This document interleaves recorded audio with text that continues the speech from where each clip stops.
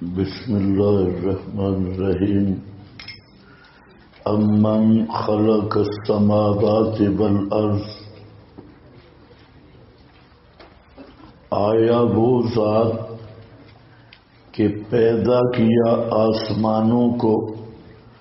اور زمین کو، بأنزل لکم من السماء، اور اتارا واسطے تمہارے آسمان سے، ماءً پانی، فأنبتنا بہ، پس ہم نے اگائے ساتھ اس پانی کے، حدائق ذات بہجہ، باغات پر رونق، ما کان لکم، نہیں ہے واسطے تمہارے، ان تنبتوا شجرہا، یہ کہ اگا سکو تم ایک درخت ان کا، اِلٰہٌ مع اللہ، یہ سن کر بتلاؤ کیا ہے کوئی پکار سننے والا ساتھ اللہ کے، بل ہم قوم،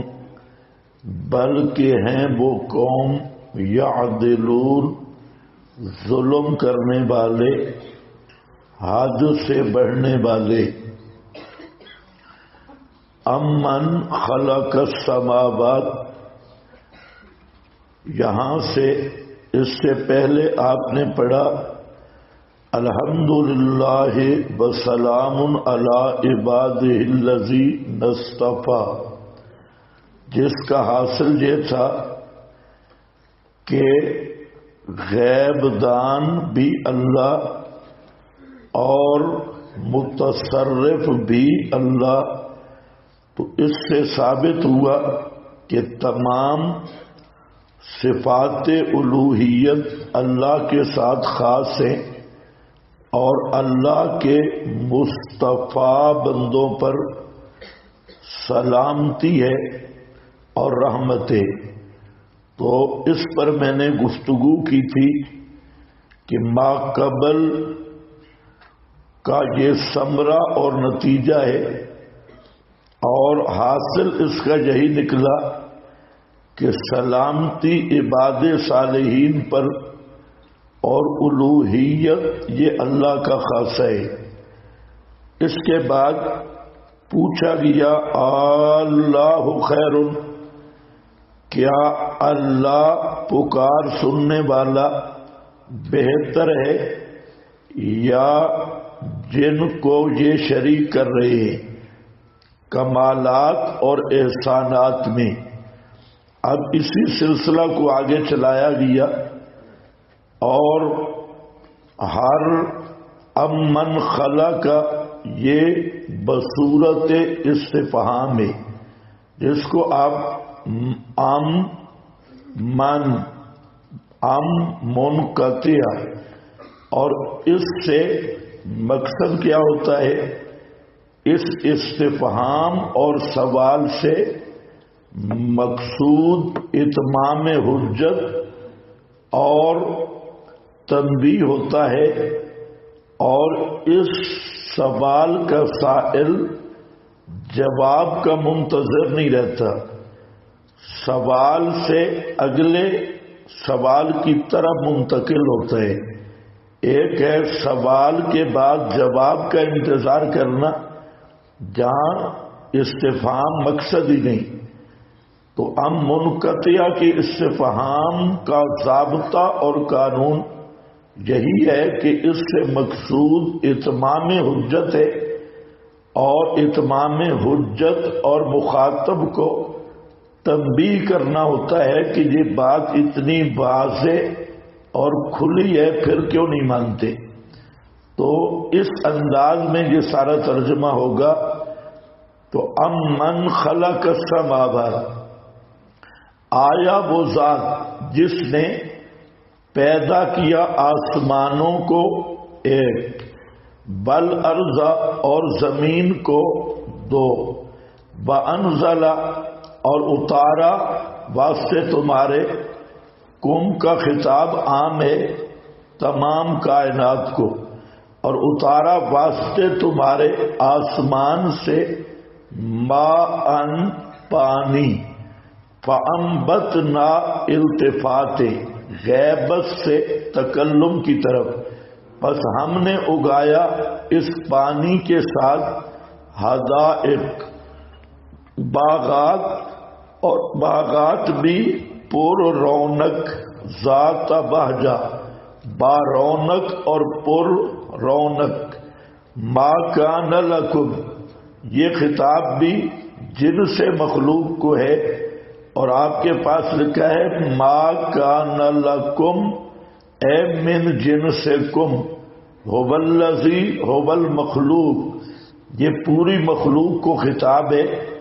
سواء کان ملکن او انسن او جنن، جو بھی ہو، فرشتہ ہو،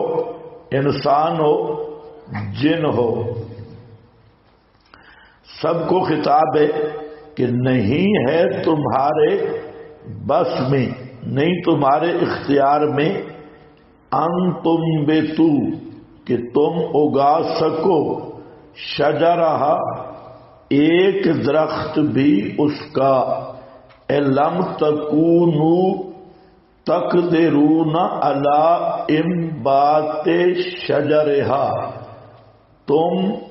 ایک درخت بھی اس کا نہیں اگا سکتے، انما یقدر علی ذلک الخالق، اس پر قادر ہے خالق الرازق المستقل بذلک المتفرد به دون ما سواہ من الاصنام والانداد، کما یعترف به ہؤلاء المشرکون، جیسے مشرکین کو بھی اس کا اعتراف تھا کہ ان امور میں اللہ کا کوئی شریک نہیں، جیسے اللہ تعالیٰ نے فرمایا وَلَئِن سَأَلْتَهُمْ من خلقهم لَيَقُولُنَّ اللَّهُ وَلَئِن سَأَلْتَهُمْ من نَزَلَ مِنَ السَّمَاءِ مَاءً فَأَحْيَا بِهِ الْأَرْضَ مِنْ بَعْدِ مَوْتِهَا لَيَقُولُنَّ اللَّهُ، تو مطلب کہ ان امور کو مشرکین مانتے تھے، یہ مقدمات مسلمہ ہیں کہ آسمان سے بارش برسانے والا اور زمین آسمان کے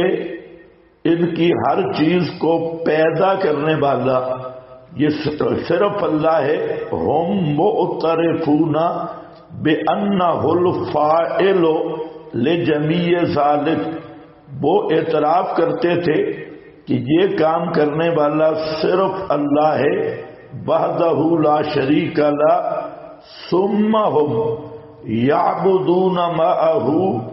غیرہ، اس کے باوجود وہ دوسروں کی عبادت کرتے تھے، مما یعترفون انہ لا یخلق ولا یرزق، اور وہ مانتے تھے کہ ہمارے معبود یہ پیدا بھی نہیں کر سکتے اور رزق بھی نہیں دے سکتے، وَإِنَّمَا يَسْتَحِقُّ أَن يُفْرَدَ بِالْعِبَادَةِ مَنْ هُوَ الْمُتَفَرِّدُ بِالْخَلْقِ وَالرِّزْقِ، اور جہاں یہ بتایا گیا کہ عبادت میں بھی وہ متفرد ہے، یعنی الوہیت میں، بلہذا قال، اسی لیے فرمایا اَإِلَٰهٌ مَّعَ اللَّهِ اَإِلَٰهٌ مَّعَ اللَّهِ يُعْبَدُ وَقَدْ تَبَيَّنَ لَكُمْ وَلِكُلِّ ذِي لُبٍّ مِّمَّا يَعْرِفُونَ بِهِ أَيْضًا أَنَّهُ الْخَالِقُ الرَّازِقُ۔ حاصل کیا نکلا کہ اس مقام کو سمجھنا ہے کہ خالق آسمان کا مشرکین مانتے تھے کہ یہ تصرف صرف اللہ کا ہے، آسمان اور زمین کو پیدا کرنا، دوسرا بارشیں برسانا، یہ تصرف بھی صرف اللہ کا ہے، درخت اگانا یہ تصرف بھی صرف اللہ کا ہے۔ تو اب ان کو تنبیہ کی گئی کہ خیرم اما یشرکون، اب بتاؤ کہ الوہیت کی صفات کے لائق اللہ ہے یا اللہ کے ساتھ کوئی اور الہ بھی ہے؟ مطلب کہ جب خلق، انبات، انزال، یہ تین چیزوں، تین تصرفات پر کسی معبود کی طاقت نہیں اور یہ مسلمہ مقدمہ ہے، تو پھر مان لو لا الہ الا اللہ، الہ وہی ہے، پکار سننے والا وہی ہے جس کے یہ تصرفات ہیں۔ بل ہم قوم، بلکہ ہے وہ قوم، یعدلون، یہ یعدلون کا معنی برابر کرنے والے اوروں کو پکار میں، یا ظلم کرنے والے اور بعض حقائق سے منہ موڑنے والے۔ امن جعل الارض قرارا، یہ دلیل عقلی دوم اور پہلی دلیل عقلی اول تھی، تو اب انتقال ہے، یہ سوال ہو گیا امن، لیکن جواب کے انتظار کی ضرورت نہیں، یہ تنبیہ ہے اور بالکل واضح اور ظاہر ظہور جواب ہے۔ اس لیے اچھا یہ چھوڑو، یہ بتاؤ امن جعل الارض قرارا، آیا وہ ذات جس نے پیدا کیا زمین کو یا رکھا زمین کو قرارن، جائے رہائش، وجعل خلالہا، اور بنایا اس زمین کے درمیان انہارن، نہریں، وجعل لہا رواسیا، اور رکھا واسطے اس زمین کے ٹھہرانے کے پہاڑ، وجعل بین البحرین، اور کیا دو دریاؤں کے درمیان، حاجزن، پردہ، خیرن اما یشرکون، وہ بہتر ہے یا جن کو مشرک پکارتی ہیں، اِلہم مع اللہ، یہ سن کر بتاؤ کہ کیا ہے کوئی ساتھ اللہ کے الہ، اِلہم مع اللہ، کیا ہے اللہ کے ساتھ کوئی دوسرا الہ، بل اکثرہم، بلکہ اکثر ان کے،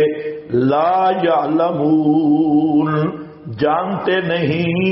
یعنی لا یعلمون التوحید فلا یؤمنون، وہ توحید کو سمجھتے نہیں اس لیے مانتے نہیں۔ امن یجیب المضطر،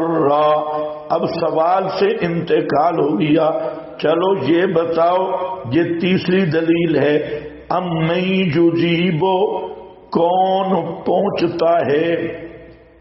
امن یجیب کا معنی کون پہنچتا ہے، پہنچتا ہے یعنی قبول کر سکتا ہے، کون پہنچتا ہے، قبول کر سکتا ہے، کس کی، المضطر، دعا المضطر،